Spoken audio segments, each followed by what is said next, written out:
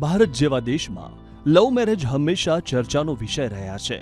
ઘણા યુગલો પ્રેમ લગ્ન કરવા માંગે છે, પરંતુ તેમના મનમાં એક મોટો સવાલ રહે છે: શું લવ મેરેજ માટે માતા પિતાની મંજૂરી જરૂરી છે?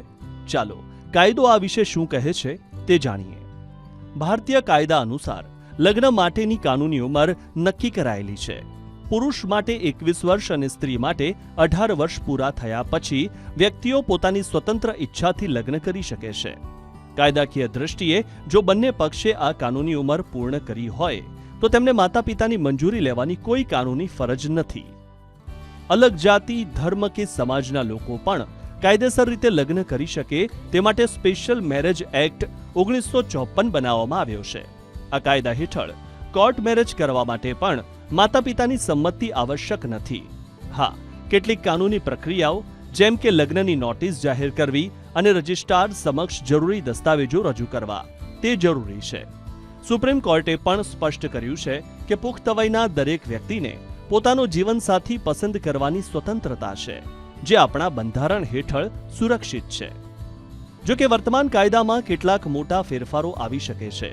ભાગીને થતા લગ્નની નોંધણી માટેના નિયમોમાં સરકાર સુધારો લાવી રહી છે. સૂચિત નિયમો મુજબ લગ્નના રજિસ્ટ્રેશન પહેલા વર કે કન્યાના માતા પિતાને નોટિસ મોકલવામાં આવશે અને તેમને 30 દિવસમાં નોટિસનો જવાબ આપવાનો સમય મળશે. એટલું જ નહીં, યુવતીના આધાર કાર્ડમાં નોંધાયેલા સરનામા મુજબની કચેરીમાં જ નોંધણી કરવી પડશે. આ ફેરફારો અમલમાં આવે તે પહેલા કાયદા મંત્રી અને કાયદાશાસ્ત્રીઓની બેઠક બાદ કેબિનેટમાં ડ્રાફ્ટ રજૂ થવાની શક્યતા છે. સારાંશમાં, કાયદો યુગલોને સ્વતંત્રતા આપે છે. જો તમે કાનૂની ઉંમરના છો તો માતા પિતાની મંજૂરી કાયદેસર રીતે જરૂરી નથી. પરંતુ અહીં એક વાત સમજવી જરૂરી છે: કાયદો ભલે સ્વતંત્રતા આપે, પણ વડીલોના આશીર્વાદ અને પરિવારનો સહકાર લગ્ન જીવન માટે ખૂબ જ મહત્વપૂર્ણ સાબિત થઈ શકે છે.